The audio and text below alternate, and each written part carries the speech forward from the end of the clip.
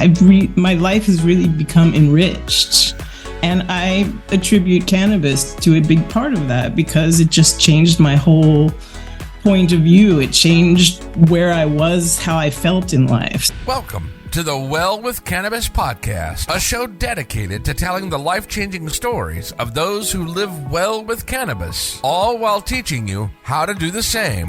Meet your host, Emily Kyle, a registered dietitian nutritionist turned certified holistic cannabis practitioner. Emily changed her life for the better with the help of the cannabis plant, and now she is committed to helping others do the same. Tune in each week to hear heartwarming stories and gain the knowledge you need to feel connected, inspired, and supported on your own cannabis journey. Whether you're a new cannabis consumer or a lifetime lover, you'll benefit from these uplifting tales of real-life journeys that will show you how you too can live your best life well with cannabis. Before we jump into today's episode, I wanted to share a note on potentially sensitive content. The episodes on the Well with Cannabis podcast are created for adult audiences only.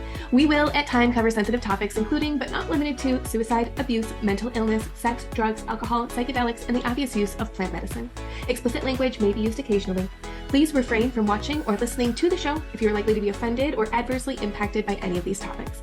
The information on this show is for informational and educational purposes only. It does not constitute medical advice. If any of the content on this podcast has brought up anything for you, please reach out or speak to a professional or someone you trust. Hello, and welcome back to another episode of the Well with Cannabis podcast. And I am very excited to introduce you, Miss Laura, coming all the way from Germany. Laura, welcome. Thank you so much for joining us today. Thank you for having me. Now, you have battled with a chronic illness for a very, very long time and have been recently introduced to cannabis. And I'd love to hear your story about how that has evolved for you. Well, actually, I had an introduction to cannabis back about 30-ish years ago in college on a kind of just party level. And I noticed then that it was really good for pain, much better than a lot of the opioid painkillers they were giving me. But of course, it wasn't legal at the time. And then when I moved to Germany, after 2 hip surgeries and lots of pain and lots of opioids, they legalized marijuana for medical use here. And so I was fortunate enough to have doctors who were very supportive in having me try it out in lieu of the opioids. And so I started taking cannabis for pain, and it's really changed my life over the past 5 years. So that's the short version of the short version. Let's talk. First of all, were you in the US before and come to Germany, or have you always been? Where were you originally located? I was originally in the US, and then I moved to Greece for a few years. My husband's Greek, so I lived there for a few years, and then he took a job here in Germany, and we came to Germany. Awesome. Do you like it there? Is it enjoyable? I love it here. It's great. So fun. So I'd love to talk a little bit about what the legalization looks like. You said they legalized for medical. Is it similar to here in the States? And what does it look like for recreational as well? Recreational, I think the different states in Germany have different rules as far as like what you'll get busted for, how much. So I think a certain level is tolerated, but it's not legalized for personal use. For medical use, it's a little bit different than the US in that you get it through pharmacies, regular pharmacies here, and you can get it by the prescription. You have to get it by prescription to get it that way. And it can be through the insurance company. It's paid for if you fight and say there's a good reason and this is why this patient needs this. And it took me, I think, about 1.5 years and a bit of a fight to get it under my insurance. But wow. I mean, that's never not heard of in the States. That's very progressive. That's amazing. So how were your doctors with all of this? You said they were quite supportive. Yeah. I mean, my orthopedist, who's the one that's really been working with my case the closest because I had for over 20 years, 2 broken hips, and I couldn't get them operated on in the US because it was considered an elective surgery. And so insurance wouldn't pay for it. And then in Greece, they said, well, you're young, let's wait, because if you're still walking, it's okay. And then when I came here, the orthopedists were really kind of shocked by the state of my hips. My left hip has been broken 4 times. So, so I was walking around on really bad hips, and I was on, even after the surgery, it improved a lot of things. I can walk, I can move, I can do a lot of great things I couldn't do before, but I was still having a lot of pain, unlike most people that have hip surgery. So I was on opioids, and it was just, I call myself a ghost when I'm on them. I wasn't functioning. And from the time I was in Greece to here, it was a lot of opioids. It was a lot of pain. And I just wasn't really a productive person. It was pretty terrible. And so my orthopedist, when the cannabis came out and I was having so many problems with the opioids, I was miserable. I think it was changing my personality. And I said, what do you think about cannabis? And he said, I would certainly support this. And not so many doctors were actually giving prescriptions for it, because here the doctors pay for prescriptions. It's a weird system. I don't know exactly how it works. So they have a specific limit of how many prescriptions they can give and how much it is. So I had to go to a doctor who was willing to do cannabis prescriptions. And I went to him, and he really kind of backed me and fought for me to get the insurance. And my psychiatrist also helped in this. So, yeah. That's amazing. Yeah. I am so happy to hear that the medical system over there, it just seems like they're a little bit more progressive almost than here in the States. Yeah, I think it's a good system because there's many types of different cannabis you can get through the medical system. And I think it's regulated, so you know exactly what you're getting and what it is. And the government knows. So I think that makes it a little better because, you have all these types, what it is, it's better. Definitely. Yeah. What is the culture like? Are people ready for medical marijuana? Are they ready for recreational marijuana? Is it similar to the States where the people are like, we're ready for it? Or are people like, we're not quite there yet? I think people are ready. I'm not sure what the last poll was, but I know the current government is really looking at legalization fully. And, because our proximity to the Netherlands, so there's a lot of cross traffic, from that. So I think in general, Germany is certainly open. I think a lot of European countries are pretty open about it. Oh my gosh, that's amazing to hear. I just feel like it's really truly a global movement at this point. I had talked to someone in South Africa and Australia, and it just seems like everybody is like, it's coming, we're here. And I'm so happy to hear that's coming for you as well. And you were the very first person I've ever heard of insurance covering it. And that is like, oh my gosh, so exciting for the future for people, because if we could get that, oh my gosh.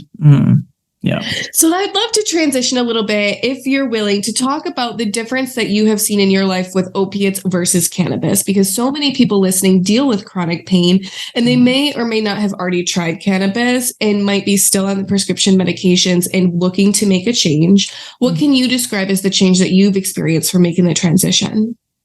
Well, I think one of the problems I had with opioids is they really kind of changed my personality quite a lot. And for a long time, I'd really tried to not take them day to day. And so my pain wasn't being managed, because you really need to, when you're in severe pain, you have to take something regularly. Yeah.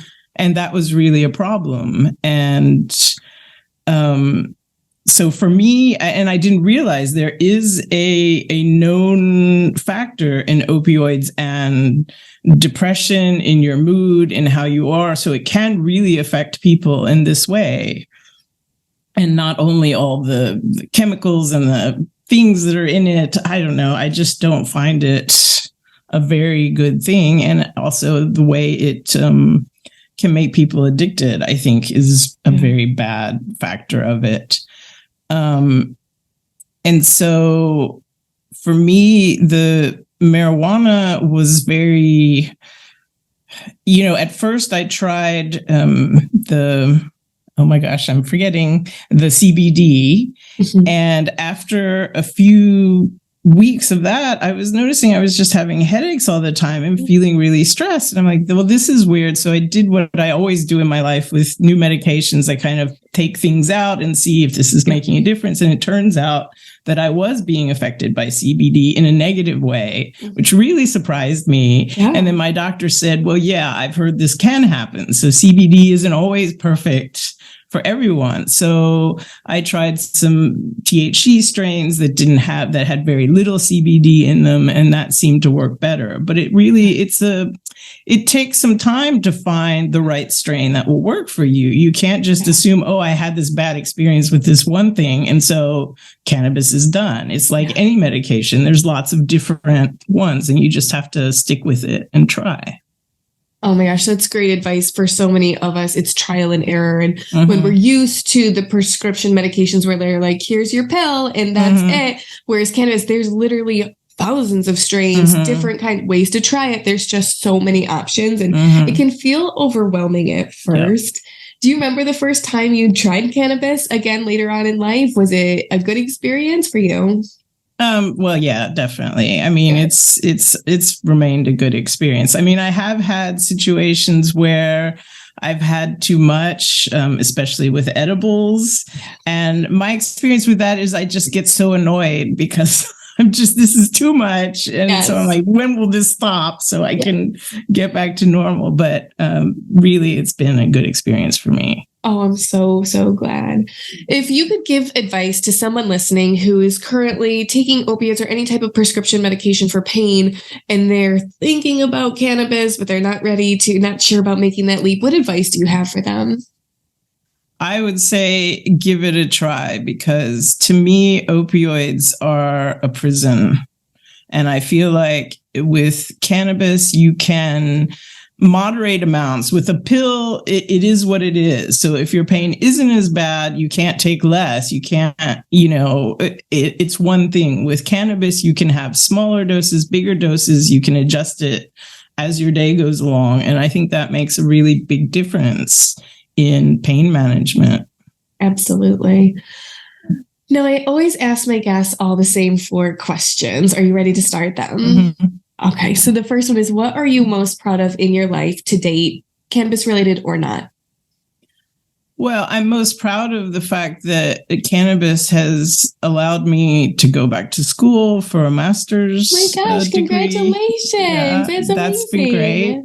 I've been able to, I co-founded a literary journal at our university. Mm-hmm. I've done lots of research and been presenting on my work at different conferences around the world. And so it's been really, my life has really become enriched. And I attribute cannabis to a big part of that, because it just changed my whole point of view. It changed where I was, how I felt in life. So that was a big difference for me. That's amazing. Congratulations on all of these things. That's so exciting for the future. Mm-hmm. That leads us to our next question, which is always everyone's least favorite question. What do you think your life would look like without cannabis? I hate to think of that, because I think before it was legalized here, it was me really trying not to take opioids, or try to take as few as possible, and still managing pain. So it was a lot of doing exercises from rehabilitation classes and physical therapy and taking walks. And this in itself is not enough for pain management. Yeah. So I just think really I wouldn't have kind of found myself at an older age and really found joy in my life without it. Oh my gosh, so glad that you have it. If you could go back 10, 20, 30 years ago, give yourself a piece of advice, cannabis related or not, what would it be? Dive in. always try things. Don't not try things because of fear, because I think that's a lot of more regrets from not doing things than trying and failing, because the failing teaches you something. So absolutely. Last question. If you could be remembered for just one thing, whether it's the cannabis space or not, what would it be? I think really giving students a space here to share their work, both creatively and academically. This journal that we started is really, that's what I like to be remembered for, because I think in Germany, it's not so common to have literary journals in universities. And I'm happy to give students a way other than social media to kind of express themselves and show who they are. Oh my gosh, that's beautiful. That's so exciting. Thank you so much for sharing your experience with cannabis with us today. Do you have any last words of wisdom for our listeners? Give it a try. Don't be scared. Get advice where you can get advice. The Emily Kyle website is a really great place to start. And, definitely, keep trying, and hopefully you'll find something you like that works. That is perfect. Thank you so much for coming literally from across the world to share with us your experiences with cannabis and what it looks like in Germany, and just giving us a bigger worldview. We really appreciate it. Thank you. Congratulations. You've finished another episode of the Well with Cannabis podcast and are one step closer to discovering how you too can live well with cannabis. Thank you for listening in today. We hope this episode has been a helpful and informative one. Please visit emilykylenutrition.com for more information on today's show notes, guest information, recipes, and other resources. If you want more support and encouragement on your cannabis journey, please consider joining the private Well with Cannabis community. In this group, you can connect with like-minded individuals focused on improving their health and wellness through cannabis. Join the group today to continue your journey of wellness together at emilykylenutrition.com.